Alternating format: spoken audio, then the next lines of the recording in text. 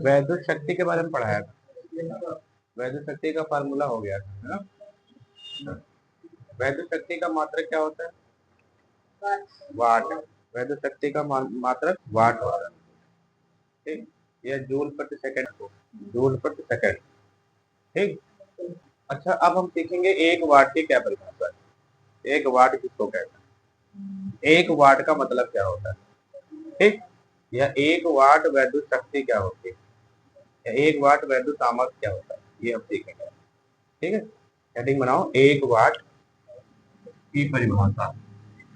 एक वाट वैद्युत शक्ति लिख दो, एक वाट वैद्युत शक्ति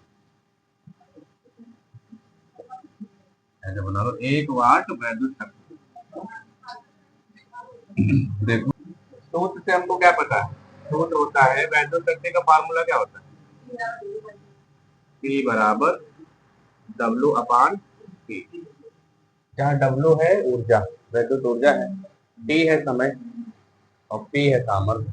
तो इस फार्मूले में, इस सूत्र में यदि W का मान हम 1 जूल कर, 1 जूल,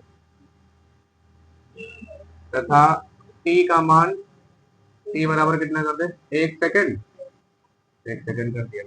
तो जब दोनों की वैल्यू हम पुट करेंगे तो P इक्वल टू कितना होगा, 1 जूल बटे 1 सेकंड, ये तो होगा।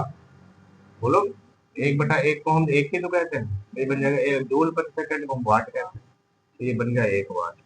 तो 1 वाट की परिभाषा कैसे बनेगी बताओ, इसी फार्मूले से तो बनेगी कि जब किसी परिपथ में, जब किसी परिपथ में 1 सेकंड में 1 जूल विद्युत ऊर्जा खर्च हो रही है, 1 सेकंड में 1 जूल विद्युत ऊर्जा खर्च हो रही है किसी परिपथ के द्वारा या किसी उपकरण के द्वारा या किसी विद्युत उपकरण के द्वारा, 1 सेकंड में 1 जूल विद्युत ऊर्जा, परिपथ की वैद्युत शक्ति 1 वाट होगी।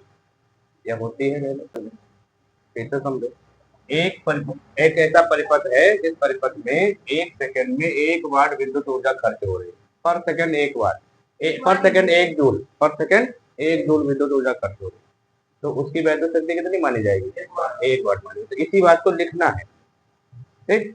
तो चलो लिखो, लिखो यदि किसी वैद्युत परिपथ में, यहाँ लिखो, यदि किसी वैद्युत परिपथ, यहाँ लिख लो, यदि किसी वैद्युत परिपथ में, यदि किसी वैद्युत परिपथ में, या ऐसे लिख लो, परिपथ में 1 जूल विद्युत ऊर्जा, 1 जूल विद्युत ऊर्जा कितनी देर में प्रवाहित हो रही हो, 1 सेकंड में प्रवाहित हो, या 1 सेकंड में खर्च हो, 1 सेकंड में व्यय हो रही हो, 1 सेकंड में व्यय हो रही हो, व्यय हो रही हो, व्यय हो रही हो, ठीक। उस परिपथ की वैद्युत शक्ति, वैद्युत शक्ति, बात समझ में आई। इसको एक, इसकी परिभाषा एक और तरीके से हम कह सकते हैं, वो भी बहुत आसान परिभाषा है। एक फार्मूला और होता है, P बराबर VI होता है, यहाँ पे अथवा करके लगाओ।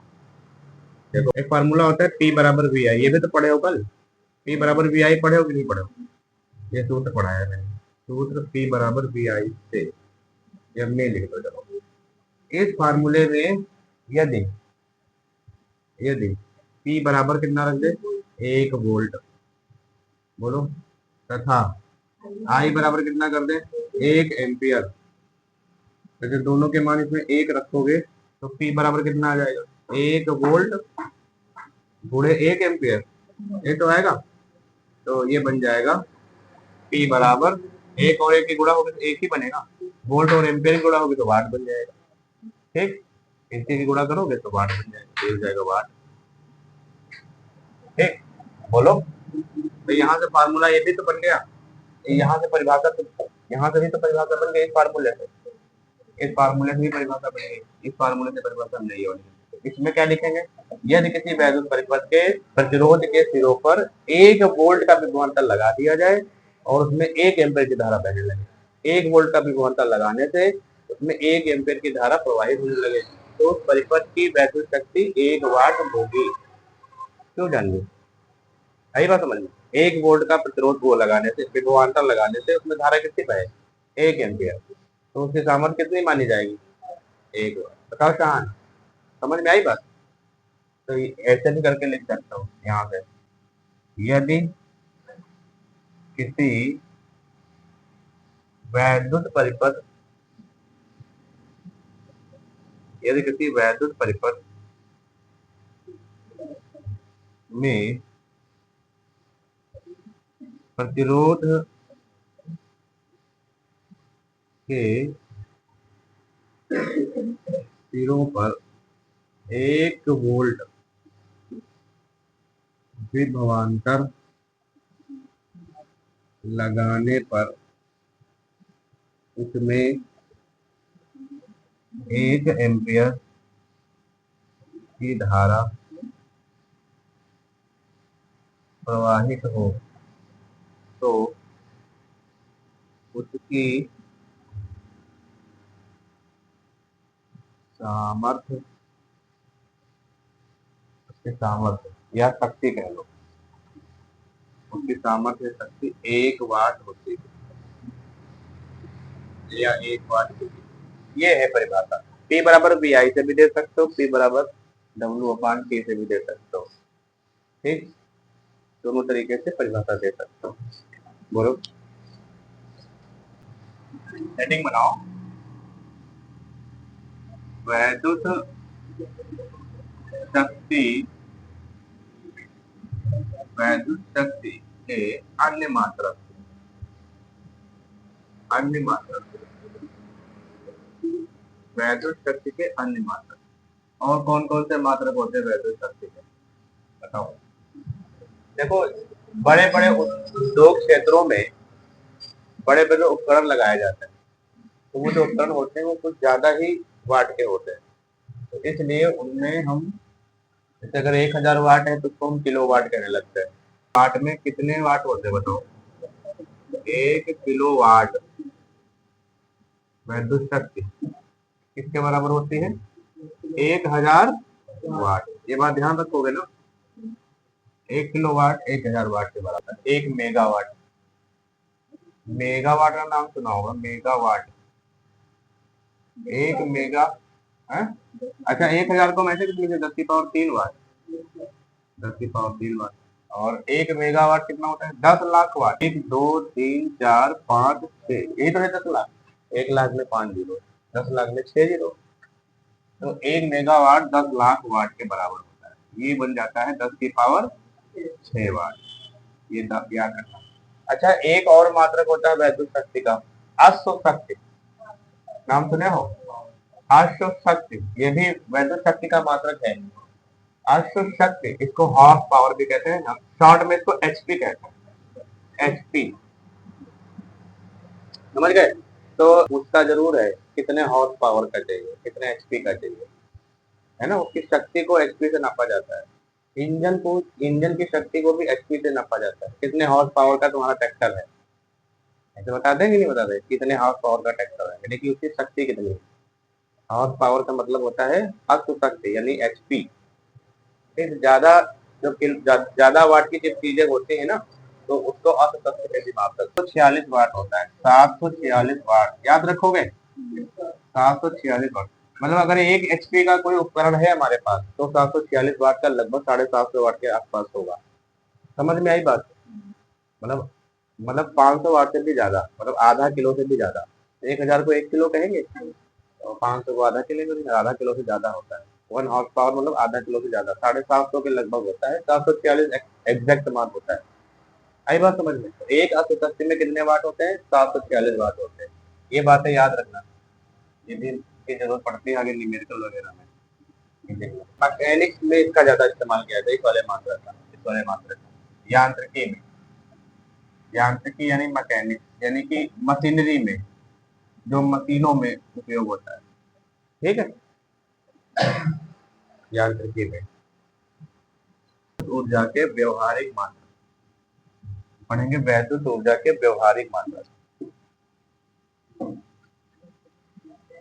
विद्युत ऊर्जा के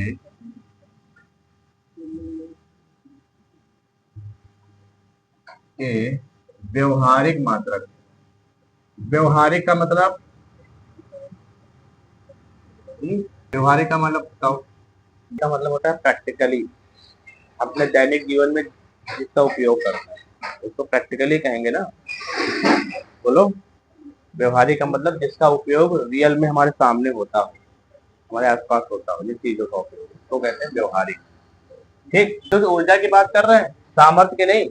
सामर्थ्य की बात नहीं हो रही यहाँ पे, यहाँ डब्लू की बात हो रही। समझ में आई बात।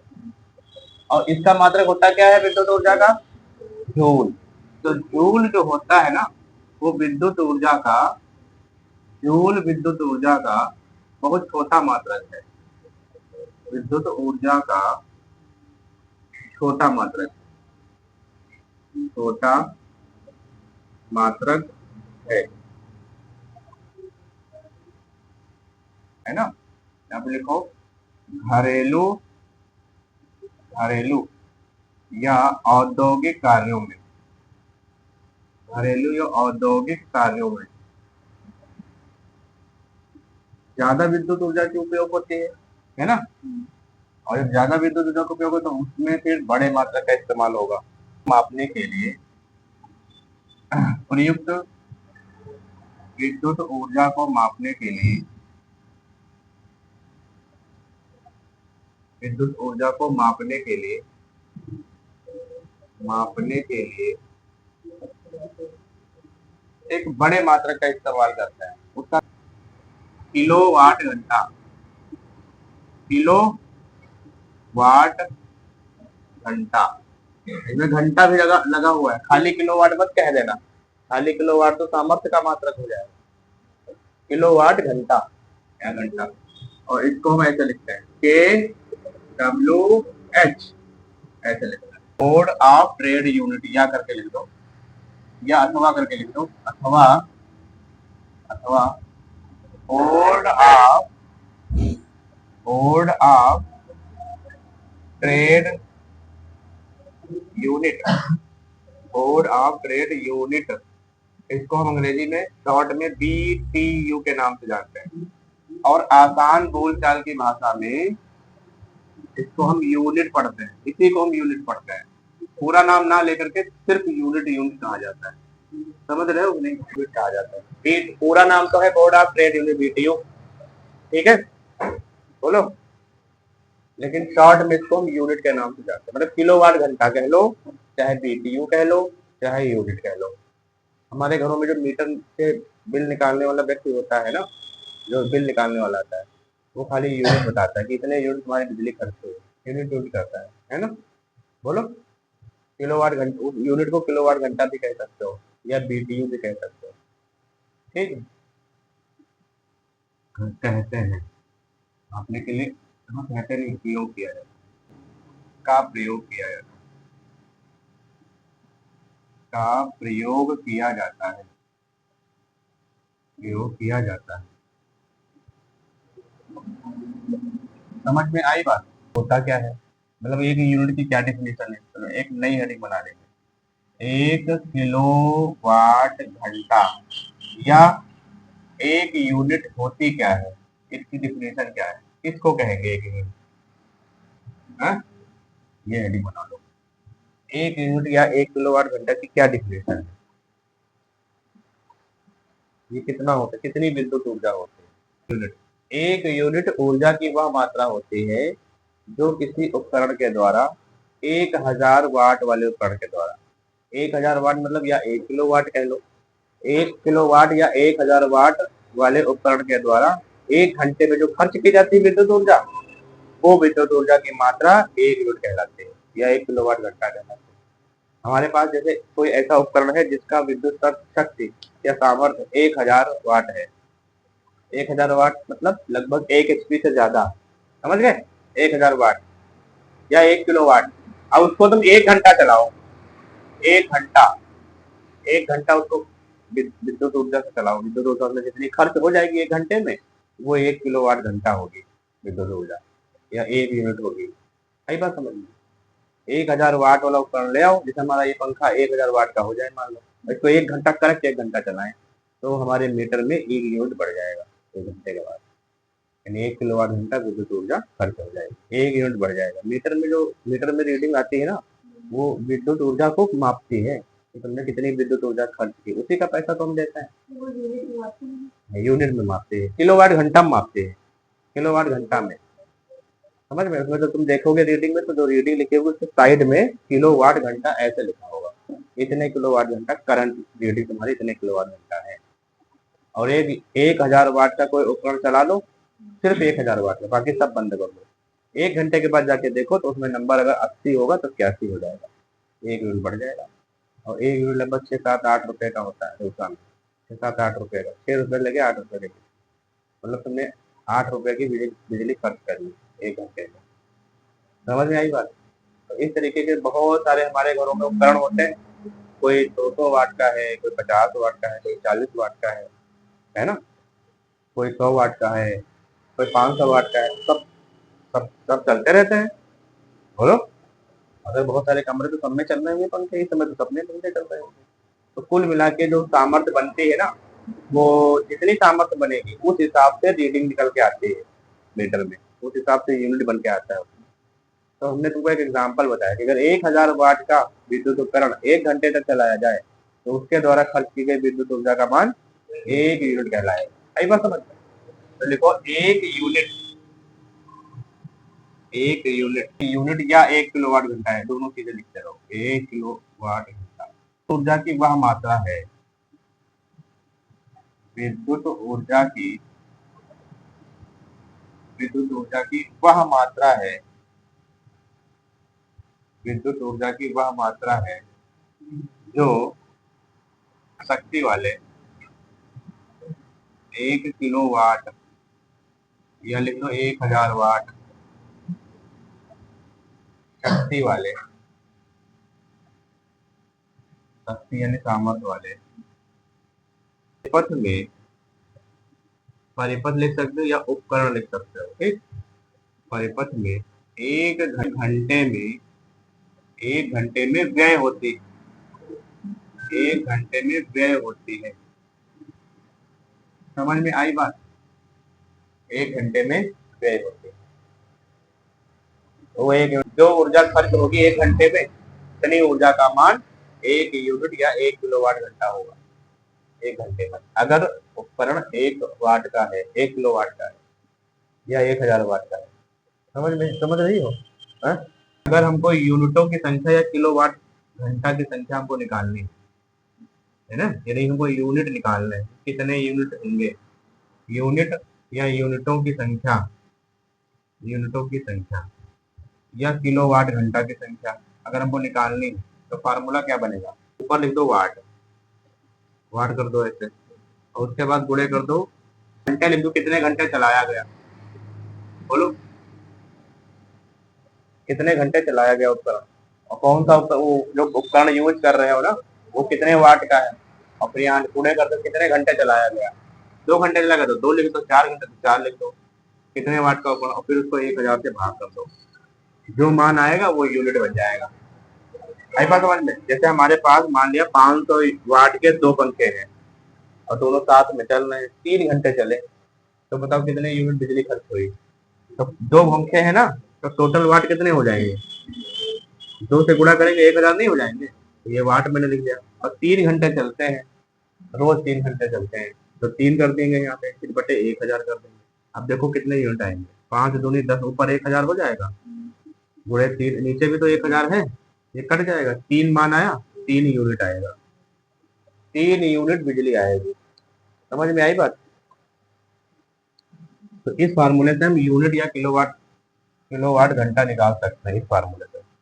और एक तो ये फार्मूला हो गया, और हमको पता है P बराबर क्या होता है, वी आई होता है कि नहीं होता है, P बराबर वी आई। तो अगर हम P, ये P ही तो लिखा हुआ है, P का ही तो मान है, तो यहाँ पर हम P का मान वी आई के रूप में भी लिख सकते हैं, तो ये भी फार्मूला बन सकता है KWH। कभी कभी न्यूमेरिकल में सामर्थ्य नहीं दे करके परिपथ में उसके बीच लगा वो विभवांतर और उसमें बहने धारा दे देते हैं, अब फिर कहते हैं कि बताओ कितने यूनिट बिजली खर्च हुई। तो किलोवाट घंटा या यूनिटों की संख्या इस रूप में भी निकाली जा सकती है इस फार्मूले से। देखो हमने वाट की जगह पे क्या लिख दिया, वाट की जगह लिख दो वोल्ट, ये विभवांतर है, ये बी का मान है, लिख दो एम्पियर, यानी कि आई का मान है। टी बराबर बी आई नहीं होता है, तो ये बी का मान है, ये आई का मान है, पी हट गया, समझ गए। और फिर गुणे घंटे और फिर बटे 1000। बोलो बात समझ में आई। तो इस वाले फार्मूले से भी हम यूनिटों की संख्या निकाल सकते हैं। इस वाले अगर विभवांतर और धारा दी है तो ये फार्मूला लगाओ, और अगर सामर्थ्य दी है, खाली सामर्थ्य दी है, तो ये लगा दो। आई बात समझ में। बोलो तुम बताओ जानिए, क्लियर हो रही बात है। हाँ, तो इस फार्मूले से हम यूनिटों की संख्या निकाल सकते हैं। दिखाओ, लिखो, फिर हम एक बार और बात बताएं। किलोवाट घंटा और जूल में संबंध बताएं। जूल भी तो होता है, तो किलोवाट घंटा में और जूल में क्या संबंध है? 1 किलोवाट घंटा कितने जूल के बराबर होता है, ये हम देखेंगे। तो यहाँ पे हेडिंग बनाओ, 1 किलोवाट घंटा तथा जूल में संबंध, यानी 1 किलोवाट घंटा में कितने जूल होते हैं, यही बात समझ में। इन दोनों में क्या रिलेशन है, चलो ये रिलेशन हम निकाल के दिखाते हैं। देखो बहुत ध्यान से समझना कोड पे, क्योंकि निकालने के लिए भी आता है एग्जाम में। 1 किलोवाट घंटा को जूल में बदलिए, 1 किलोवाट घंटा जूल में कैसे बदलोगे? इधर लिखो 1 किलोवाट घंटा, और 1 किलोवाट घंटा का मतलब क्या होता है? 1 किलोवाट घंटे का मतलब होता है कि 1000 वाट का कोई उपकरण है, बोलो, और कितनी देर चलाया जा रहा है? 1 घंटा चलाया जा रहा है। यही बात समझ में, ये तो मतलब हुआ इसका। 1 किलोवाट घंटे को 1 घंटे से चलाया जा रहा है। 1 किलोवाट घंटे को हम ऐसे लिख सकते हैं, A1KWH, ऐसे लिख सकते हैं। 1000 वाट को हम ऐसे लिख सकते हैं, 1000 वाट को तोड़ के लिख सकते हैं, जूल प्रति सेकेंड। बताओ, वाट का मात्र, वाट को ऐसे भी तो लिख सकते हैं, जूल प्रति सेकेंड। जूल प्रति सेकेंड को तो वाट हम कहे थे, बताओ। और गुणे, अब इसे एक घंटे को सेकेंड में बदल दो, तो 1 घंटे में कितने सेकेंड होते हैं? 3600। श्योर हो 3600? तुम 3600 श्योर हो सब लोग? 3600 सेकेंड 1 घंटे में होते हैं। सेकेंड, मिनट नहीं, सेकेंड। मिनट तो 60 होते हैं, 1 घंटे में 60 मिनट होते हैं, और 1 मिनट में 60 सेकेंड होते हैं, तो 60 और 60 की गुणा 3600 आ जाएगी।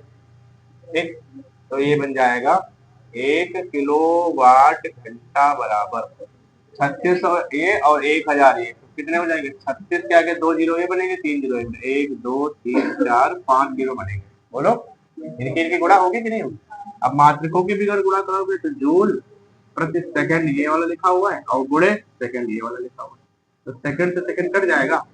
1 किलोवाट घंटा बराबर, यहाँ पे देखो, इसको कैसे लिख सकते हैं? यहाँ पे पॉइंट लगा है, ये वाला पॉइंट अगर हम यहाँ ले आए तो ये बन जाएगा 3.6 इंटू 10 की पावर, कितने पावर बनेंगे? 1 2 3 4 5 6, 6 संख्या इधर आया तो पावर प्लस की 6 हो जाएगी जूल। ठीक है, तो कितना आया? 1 किलोवाट घंटे में 3.6 जूल ऊर्जा होती है। 1 किलोवाट घंटे में 3.6 जूल ऊर्जा होती है। आई बात समझ में? अगर तुमने 1 यूनिट बिजली खर्च की है, 1 यूनिट बिजली, तो इसमें इसका मतलब तुमने 3.6 गुणित की पावर 6 जूल ऊर्जा खर्च कर ली। आई बात समझ में? है? तो ये संबंध होता है 1 किलोवाट घंटा और जूल में। तो 1 किलोवाट घंटा और जूल को ऐसे हम चेंज कर लेते हैं।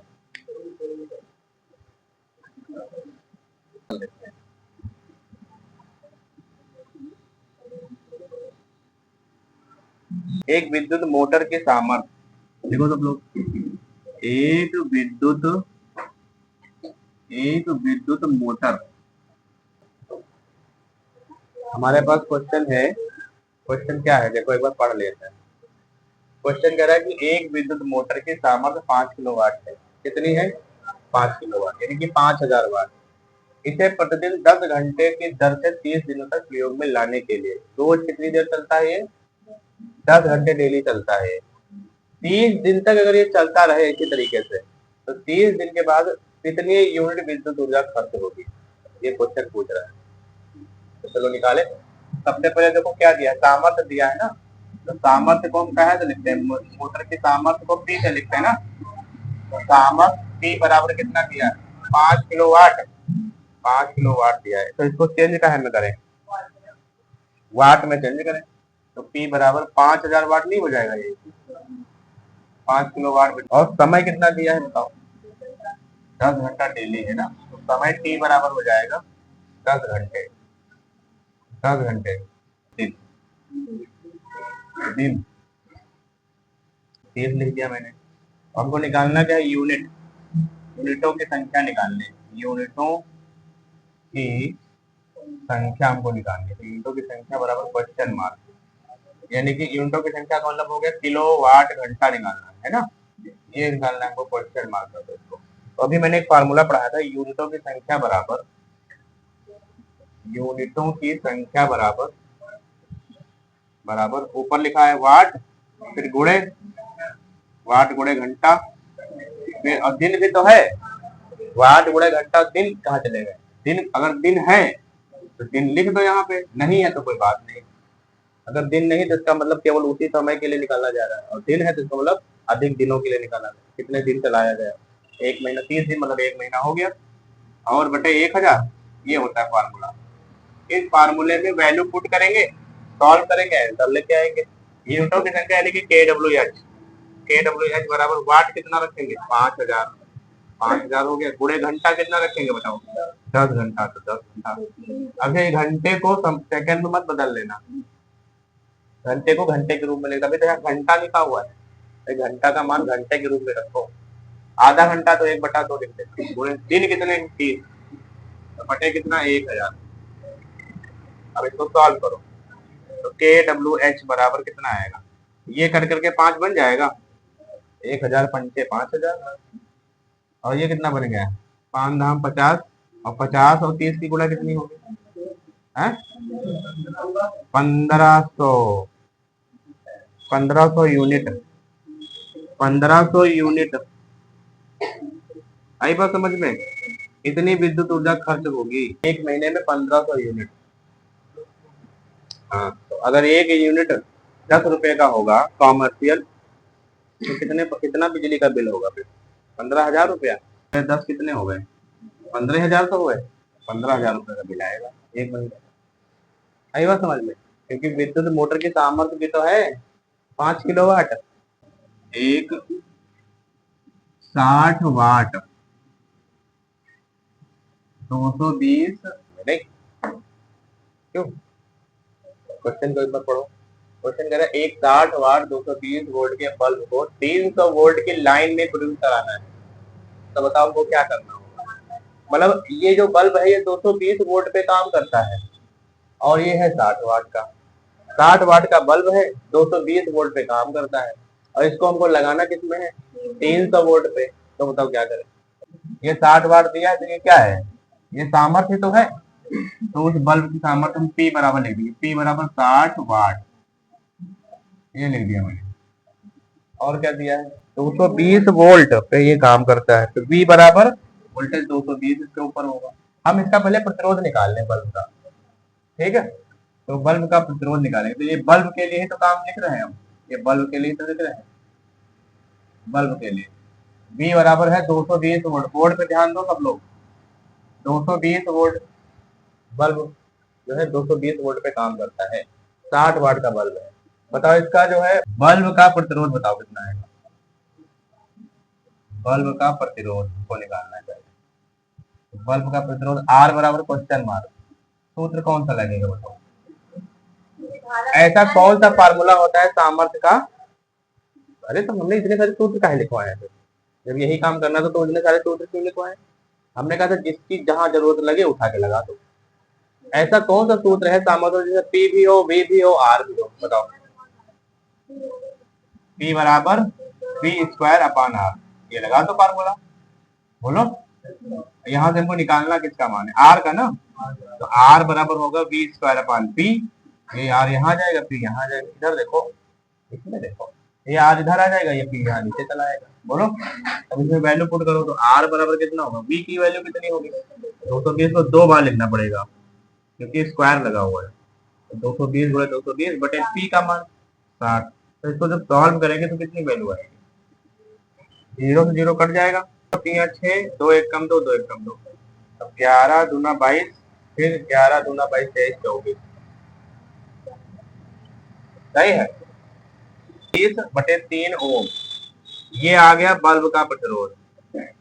इस बल्ब का प्रतिरोध जैसे ये देखो इधर बोर्ड पे, जैसे हमारे पास ये परिपथ है और इस परिपथ में हमको बल्ब लगाना है। इस परिपथ का जो वोल्टेज है, यहाँ से जो विद्युत लेंस है वो है 300 वोल्ट, है कि नहीं है।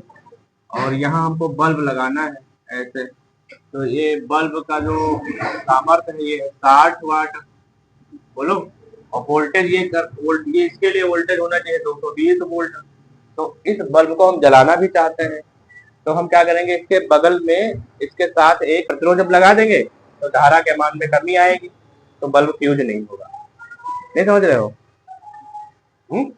बल्ब के साथ एक प्रतिरोध लगा देंगे तो ये 300 वोल्ट पे भी काम करने लगेगा। है 220 वोल्ट वाला बल्ब, 220 पे ही काम करने का, लेकिन इसके साथ अगर हम प्रतिरोध लगा देंगे तो ये किस पे काम करेगा, 300 पे भी काम करने लगेगा, क्योंकि सब धारा के मान में कमी आ जाएगी। समझ पा रहे हो कि नहीं? तो हमने मान लिया कि वो आर डैश है, इसके साथ यहाँ पर श्रेणी क्रम में एक प्रतिरोध लगा देंगे, यहाँ पर एक प्रतिरोध लगा देंगे और इसका मान है आर डैश। तो श्रेणी है कहीं भी लगा दो, आगे लगाओ चाहे यहाँ लगाओ, करने जा रहे हैं हम एक आर डैश का प्रतिरोध श्रेणी क्रम में जोड़ देंगे। परिपथ का तुल्य प्रतिरोध कितना होगा, बोर्ड ध्यान दो, परिपथ का तुल्य प्रतिरोध डायरेक्ट जोड़ते हैं ना, तो आर बराबर के कितना, R1 कर दो। हाँ, तो आर बराबर R1 प्लस आर डैश, तो ये हो जाएगा आर बराबर, ये कितना लिख देंगे, R1 का मान कितना है 2420/3 और प्लस आर डैश का मान तुमको पता ही नहीं है, तो यहाँ आर डैश लिख दे। बताओ, ये है टोटल प्रतिरोध, है ना। और तो परिपथ का वोल्टेज कितना है बताओ, परिपथ का वोल्टेज 300 है, V डैश है, तो परिपथ का वोल्टेज, वोल्टेज का लो क्या घुमांतर के लो, एक ही बार वोल्टेज V डैश बराबर, V बराबर क्या होता है, IR होता है, यहाँ I लिख दिया मैंने और फिर क्या लिख दिया R, ये वाला R है, तो यहाँ से वोल्टेज का मान कितना रखेंगे, ठीक, और बराबर, और I का मान कितना है, I का मान तो मैंने निकालना नहीं कहीं, 3/11, I का मान कहीं नहीं निकाला, यहाँ से निकालो, P बराबर VI से निकालो, यहाँ निकाल सकते हैं, तो P बराबर, P का मान 60, V का मान 60/220, ये काट दो, 2 3 6, तो I बराबर कितना आया 3/11 एम्पियर, ये कहीं तुम साइड में निकाल सकते हो। अब I का मान उठा के यहाँ रख दो, ये वाला कितना है 3/11, ब्रैकेट में R का मान 2420/3 प्लस R डैश, बोलो अब क्या करें, अब इसकी गुणा इससे भी होगी फिर इससे होगी, 30 इधर 11 इधर भेज दे, ये पूरा का पूरा ना भेज दे, बोलो 2420/3 प्लस R डैश बराबर, ये पूरा इधर आएगा पलट करके, तो 300 गुणे 11/3 हो जाएगा, 3 एकम 3, यहाँ 100 हो जाएगा, बोलो तो R डैश बराबर कितना हो जाएगा, 100 की गुणा 11, 100 कितना हुआ 1100, 1100, और ये पूरा पोर्शन उधर जाएगा तो माइनस का 2420 हो जाएगा बटे 3, तो R डैश बराबर कितना आ जाएगा, 11 3 3300 माइनस 2420/3, तो R डैश बराबर कितना होगा, बताओ, घटाओ इसको, घट गया,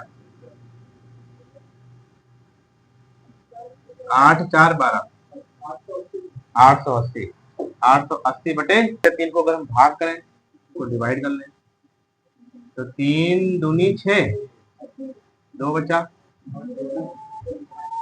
3 8 24,